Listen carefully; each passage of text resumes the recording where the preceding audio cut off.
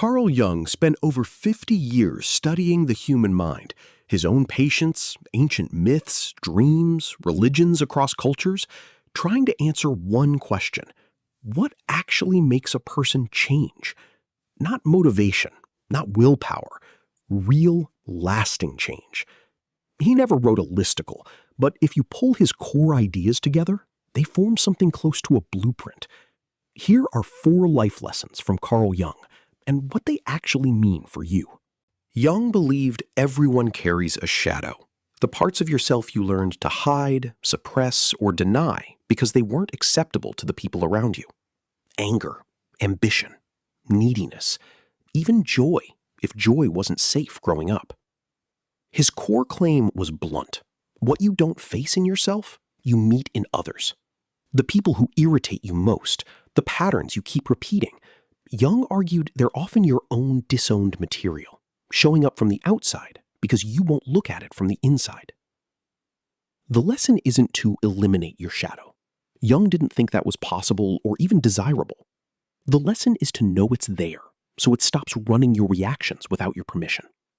Jung used the word persona, borrowed from the Latin word for a theatrical mask, to describe the version of yourself you present to the world. The competent one, the easygoing one, the one who has it together. He wasn't against having a persona.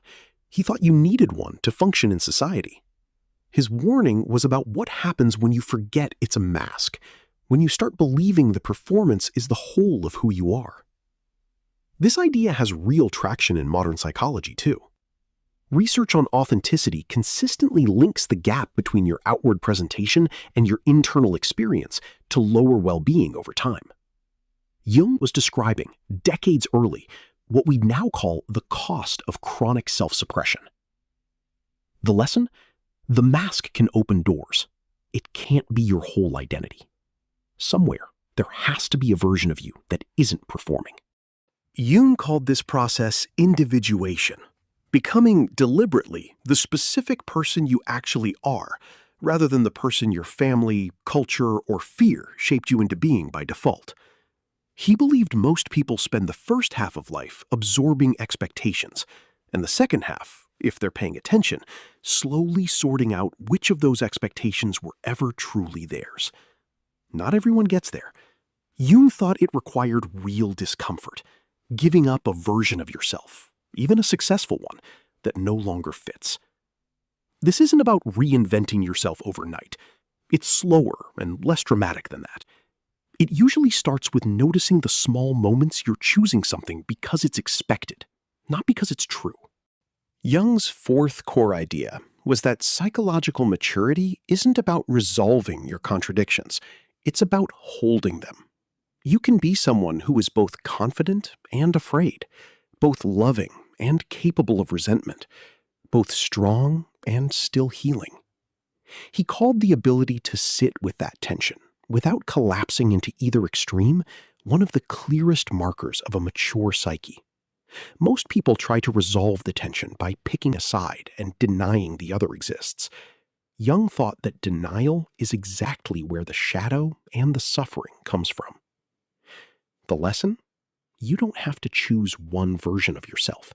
You have to stop being afraid of the version that isn't easy to look at. Jung's own practice for working through this was something he called active imagination, sitting quietly, letting an image, feeling, or inner voice surface without immediately judging or editing it, then writing down what comes up. You don't need his exact method. A simpler start.